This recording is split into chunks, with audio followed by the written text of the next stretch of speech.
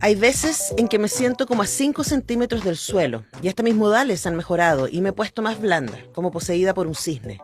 Disfruto cortar las cabezas, afilar los cuchillos y rajarle el cuero a los pescados más grandes, apilar y apilar espinas hasta transformarlas en una sola maraña viscosa. Acomodar mi tablita de madera sobre la mesa y ponerme de espaldas a la ventana redonda. Desde todas las esquinas hay ojos expectantes detrás de mí. Preferiría que me imaginaran sin cabeza. Hay ojos que al parpadear me rozan la nuca como si estuviesen astillas en vez de pestañas. Hay algo seco y puntiagudo en todos los ojos que me siguen. No es fácil darse cuenta. Sé muy bien lo que digo. Alguien que sabe de pescados es alguien que sabe de ojos. Yo prefiero los pescados que traen cierta ensoñación en la mirada. A un pescado con aridez en los ojos, prefiero no filetearlo. A una persona con astillas por pestañas, prefiero no darle confianza. Ese es el final del cuento que le da título a esta colección de cuentos Preferiría que me imaginaran sin cabeza, de María José Bilbao. María José, ¿cómo estás? Muy bienvenida. Muchas gracias. Bien, bien. ¿Y tú, Antonella? Gracias por invitarme. Bueno, un placer tenerte acá en el programa y conversar contigo respecto a esta, que es tu primera publicación a cargo de Montacerdos. Hay que decir, una hermosísima edición, y tengo que partir preguntándote por la portada, porque yo soy muy, muy fan de la Bruna Trufa y me encanta que hayas escogido, junto con la editorial, me imagino, una de sus obras para darle la portada al libro. Y lo digo también porque quizás pueda ser una manera interesante para la gente que no te ha leído todavía de encontrar ciertas maneras de entrar, ¿no? ¿Qué sientes que hay en tu obra que puede dialogar con parte del trabajo de Bruna Trufa? Uy, qué difícil, porque la verdad es que yo no conocía bien la obra de Bruna Trufa. La portada fue idea de la Katy Lincopil, que trabaja también en Montacerdos, que es la diseñadora. Entonces yo luego me puse a ver la obra de ella y claro, la similitud que tenía, por ejemplo, en lo de la portada, en este, como es un detalle creo de una obra mayor, que está esta mujer como con una cosa atrás en la espalda, que es como una especie de muñeca, de mecánica, que De está como muñeca cuerda. cansada. Claro, que está como cansada, no sé. Eso le da como un aire como parecido a los cuentos que tengo, que muestra, porque hay como un cansancio respecto al trabajo. Entonces me parece que ese es como el vínculo que se da, aparte de que sea bonito como estéticamente, con colores, las flores y eso, tiene como esa vinculación. Sí, hay una cosa, y entro por ahí porque probablemente la gente pueda tener en la cabeza, ¿cierto?, el trabajo de la Bruna Trufa, que es muy llamativo porque la Bruna hace, creo yo, algo que un profesor mío describiría como un caramelo, un ají confitado.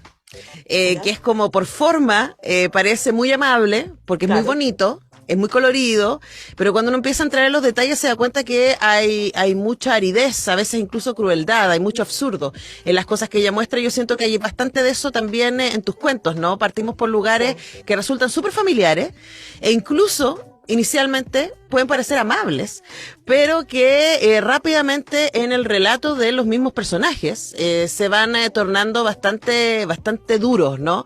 Cuéntanos respecto a por qué decides hablar desde ahí y construir estas voces, que es las que nos van contando respecto a sus contextos, sobre todo laborales, que es donde se mueven en la mayoría de los cuentos.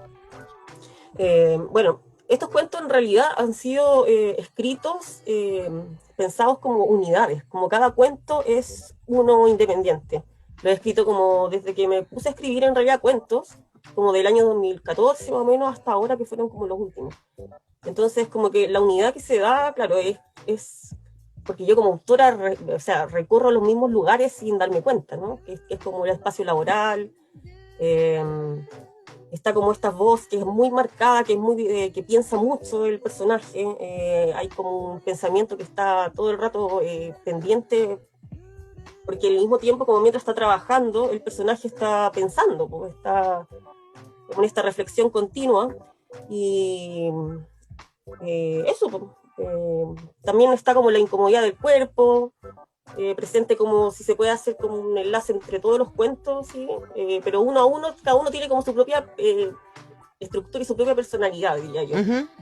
Sí, sí, los cuentos se mueven porque hay algunos que están contados en primera Claro, persona y otros como que sí, parece que sí, como parece que hubiera un narrador testigo, pero están muy adentro así es. de los personajes, porque quizás una de las cosas que pueden cruzar estos cuentos también tienen que ver con las cosas que no se dicen, ¿no? A mí me llamó un poco la atención eso, ese absurdo por la vida y esa especie como de cinismo que pueden acompañarnos, pero que es políticamente muy incorrecto expresarlas respecto a lo que nos pasa a veces con el trabajo o con lesotres. Y que acá en cada uno de tus cuentos aparece una y otra vez esta sensación de incomodidad que tienen, sí. que tienen los personajes respecto al mundo. Cuéntanos cómo fuiste desarrollando esa mirada. Yo creo que es un desarrollo natural, porque yo siempre he escrito diarios de vida. Por ejemplo, uno parte escribiendo diario de vida cuando es niño, o sea, no digo que todo el mundo lo haga, pero es como un inicio muy común, ¿no? Como sobre todo con las mujeres que tenemos eso como de la confesión. Entonces yo creo que a partir de eso de la confesión, como del diario de vida, parte esta voz que en realidad es como un poco que sin pudor, como decís tú, que va mucho hacia adentro, hacia lo que quizá no diríais en voz alta, como hacia las cosas que claro, se ven como un poco absurdas, de repente medias ridículas, medias, no sé, que no serían mencionadas como tan así abiertamente, ¿no? Entonces tiene como ese rasgo de intimidad que de repente puede llegar a ser medio incómodo, pero yo creo que no llega a ser incómodo, sino que quizá un poco más, no sé, de repente hasta gracioso o absurdo. Sí, y también...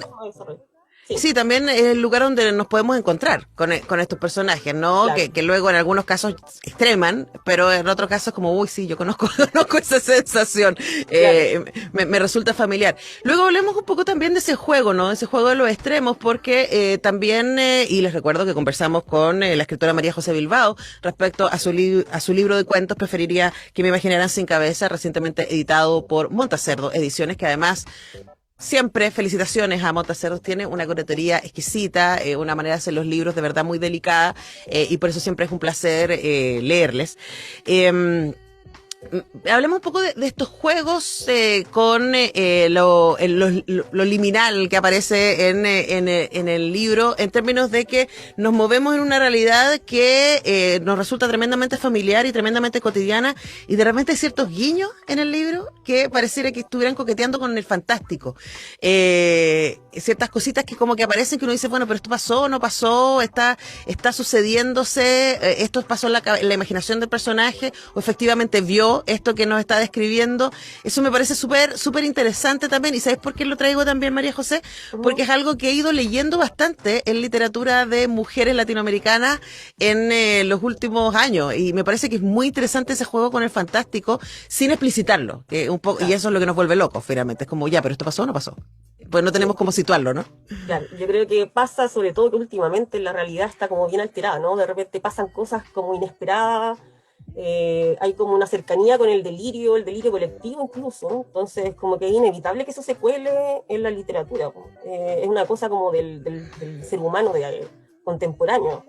De repente pasa todo el tiempo cosas inminentes, cambia una cosa, cambia otra, y entonces muchas veces uno piensa, ¿esto está pasando? O yo me estoy alucinando que esto está pasando. Entonces, por ejemplo, por dar un ejemplo concreto de un cuento, en el primer cuento, que es Rubio la escalera, pasa que hay una persona que trabaja en el metro, la voz que narra, y ella se da cuenta o le avisan que hay una persona que tuvo un accidente en la escalera, porque hubo como un problema en la escalera mecánica y que no está explicitado así como escrito. Claro, uno asume que se atascó, claro, pero no sabemos exactamente qué le pasó.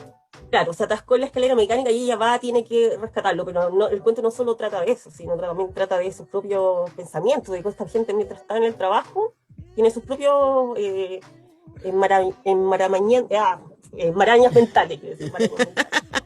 Que son muy fáciles de entender. Yo inmediatamente leyendo ese cuento entré y dije, claro, además que una persona que está aquí todo el día y que observa todo el día a la gente entrar y salir de los andenes, claro, y de los trenes, obvio que está pensando esto y que tiene identificado a la gente más perversa, tiene identificados también a los que van apurados, tiene identificado así como la fauna humana, ¿cierto? Que está ahí en el cotidiano, y eso probablemente sea una de las cosas más interesantes de observar también. Y desde ahí quería preguntarte, porque claro, esta cosa confesional que tú dices que ha sido el lugar desde tu literatura, luego tú has ganado premios, hay que decirlo, como el premio Stella Corbalán en el 2015 y el Teresa Hamel en el 2020, pero esta es tu primera publicación, entonces cuando me imagino que también cambia el nivel de exposición de esa voz interna, ¿no? ¿Qué te ha pasado con eso?